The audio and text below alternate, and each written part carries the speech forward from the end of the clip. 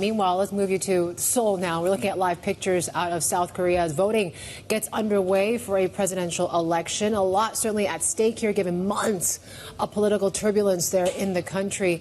And certainly something that, investors really want is some stability in this market. Of course, Korean markets are shut this morning, too. Yeah, and the exercise today, to Yvonne's point, in some ways is hopefully for investors and, of course, with locally bookends what's really been fairly turbulent few months there for South Korea. In fact, let's get it over now to Seoul. On the ground for us is our colleague and co-anchor, of course, Shery on. She's there with us. Yeah, Shery, to get us up to speed on, so we know markets are closed, voting is underway right now. Put this into context for us.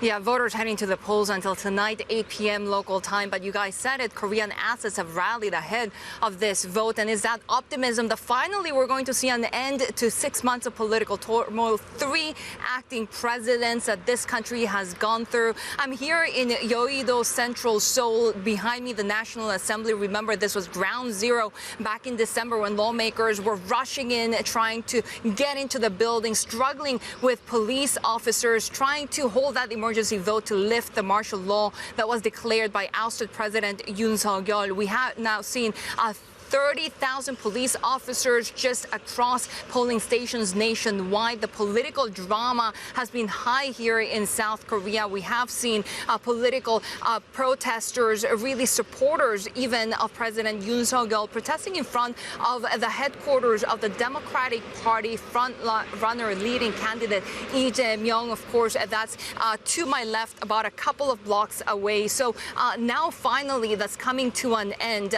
There will be no transition period. Whoever wins takes the presidency right away. He has to get right to work. Of course, a lot of issues right now at play, and the trade negotiations with the U.S. A top priority.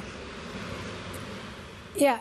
Certainly that's what's top of mind for many voters as well. I'm just wondering in terms of just the markets. We've seen actually Korean assets rally leading up to this election, but what is the state of the broader economy now in South Korea, Shery? A fragile economy, as you can imagine, given the political turmoil and the leadership vacuum that we've seen in this country.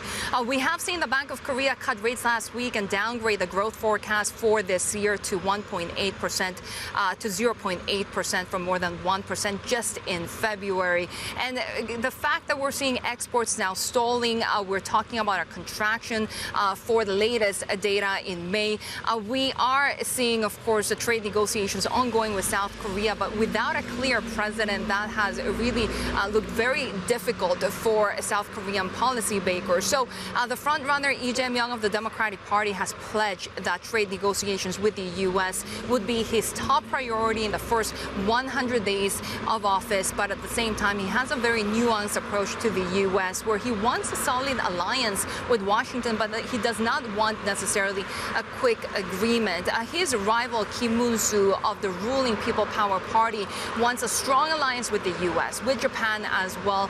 He also wants to deregulate. He wants market-driven growth, and he has promised a very business-friendly environment. So we have seen these policies from both sides, all wanting to really support the South Korean economy as we continue to see that fragility across the nation.